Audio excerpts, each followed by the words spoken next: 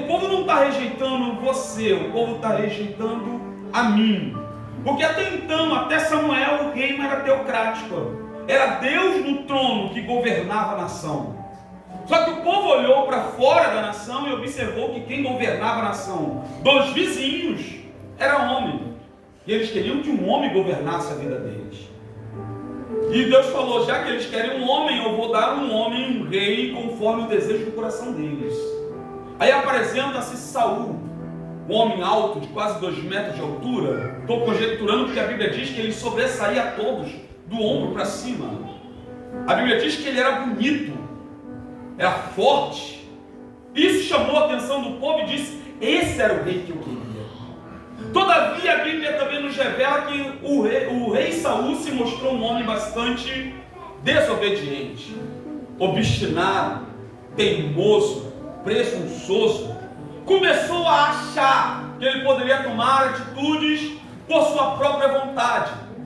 É aí que Deus ele entra em cena e fala assim, esse rei não serve para reinar sobre o meu povo.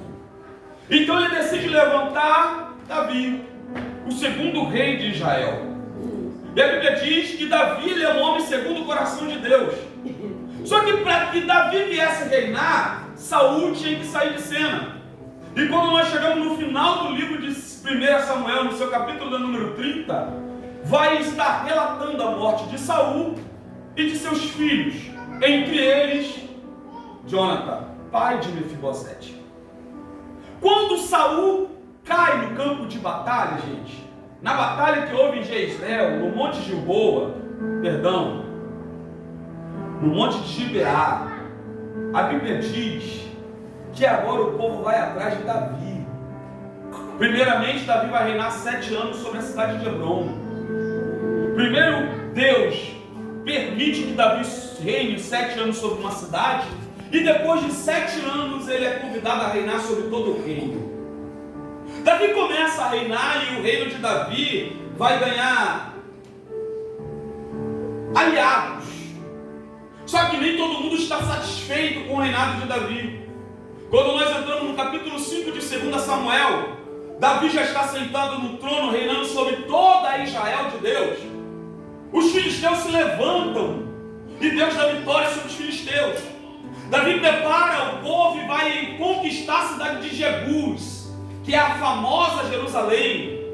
E ele vai se preparar para entrar na cidade. O rei da cidade vira e fala assim, deixa Davi tentar entrar, porque o coxo e o aleijado dentro da cidade põe qualquer um soldado dele para correr. E começou a surgir um ditado, que Davi não iria aceitar dentro da cidade de Jerusalém, nem coxo e nem aleijado. Capítulo 5, versículo 8 de 2 Samuel. Guarda isso aí. Porém, do capítulo 5 ao capítulo número 8, muitas coisas vão acontecer.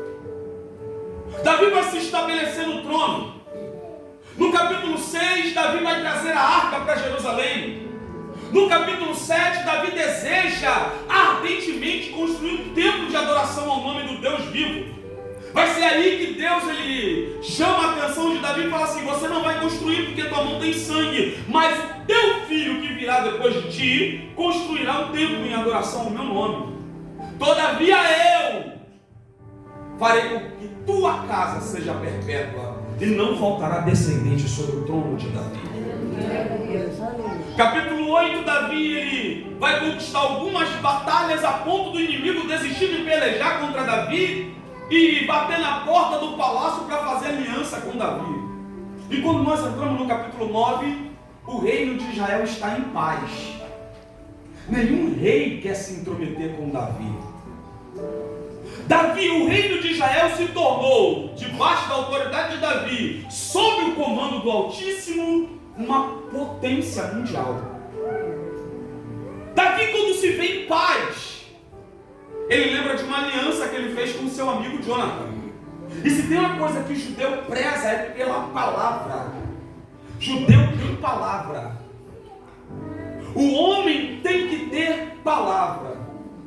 Você pode não ter dinheiro, pode não ter fama, Você pode não ter status, mas uma coisa você tem que ter: palavra. Por isso que a Bíblia diz que seja a tua palavra sim ou não. Passou disso, é procedência. Não pode ser de duas palavras, é uma só. E Davi lembra da aliança que ele fez com Jonathan. E quando Davi lembra da aliança que ele fez com Jonathan, diz a palavra do Senhor que ele vai perguntar: porventura tem ainda alguém da casa de Saul para que eu use de benevolência por amor a Jonathan? Davi fez duas alianças, uma com Saul e a outra com Jonathan. Capítulo 21, se não me falha a memória, e capítulo 24 de 1 Samuel. Primeiro foi quando ele ia fugir. Na hora de fugir de Saul, Jonathan vira para ele e fala assim: olha, se porventura eu subir no trono, pouparei tua casa, mas promete para mim, Davi, se você subir no trono, porque eu acho bem provável que vai, estou usando as minhas palavras, mas eu acho bem provável que vai, poupa a minha casa, não destrói a minha casa. E eles firmam esta aliança. Capítulo 24 diz que enquanto Davi, se não me foge a memória, ele está fugindo de Saul, um belo dia Saul entra dentro de uma caverna, ele entra de mansinho, corta um pedaço do manto, pega o cântaro ou a lança dele e leva para fora e grita: meu senhor Saul. E quando Saul sai, ele fala que está aqui tua lança e está aqui um pedaço da tua veste. Se eu quisesse te matar, teria te matado, mas eu não te matei, porque eu tenho uma unção que há sobre a tua cabeça. Saul vira para ele e fala assim: eu bem sei que tu há de reinar sobre Israel. Saul declara com os lábios dele: eu bem sei que tu há de reinar sobre Israel. Quando isso acontecer, poupa a minha casa. Mesmo Saul intentando contra a vida de Davi, Davi tem palavra. Então quando ele vê paz no seu reino, ele lembra da aliança dele com Saul e lembra da aliança dele com Jonathan e fala assim: eu preciso honrar a minha palavra. Tem alguém da casa de Saul ainda com vida? Guarda isso aí, é só uma introdução. A Bíblia diz que ele vai procurar o nome por nome de Ziba. Ziba. O nome Ziba significa planta. E geralmente todo mundo sabe, planta é um vegetal estático. Aonde você fixa a raiz da planta, ela fica ali, ela não vai para lugar nenhum.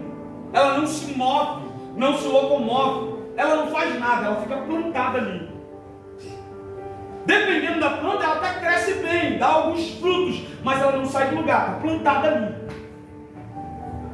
Davi quer saber e fala assim: ó, tem um servo de Saul que está aqui no palácio, por nome de Ziba. Chama ele para mim. Quando Ziba vai adentrando no palácio, se prostra, cheio de bajulação: sou teu servo. Davi vira para ele e fala assim: tem alguém da casa de Saul para que eu possa usar de benevolência? Ziba olha para ele e fala assim: tem um. Tem. Quem é? É aleijado de ambos os pés. Não, tudo bem, mas quem é? É filho de Jonathan, mas é aleijado de ambos os pés. Se você observar o texto, a Bíblia não está dizendo que Davi perguntou qual é a condição física do rapaz. Mas quem não tem prazer em promover ninguém, faz questão de destacar o defeito que essa pessoa tem. Quando a pessoa não tem prazer de te ver bem, destaca o teu defeito. Porque destacando o teu defeito, você não sobressai e ofusca ela. É melhor expor a tua vergonha, é melhor expor o teu defeito, é melhor expor a tua falha, do que eu pegar e falar as tuas qualidades e eu correr o risco de perder o meu lugar.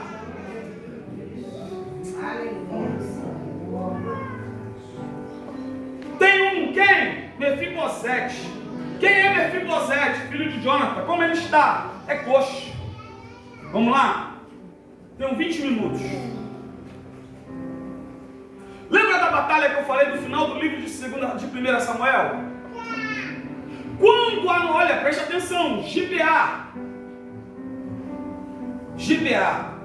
de Saul ficava no território de Benjamim, justamente aonde Saul havia edificado a tua tenda, havia feito habitação.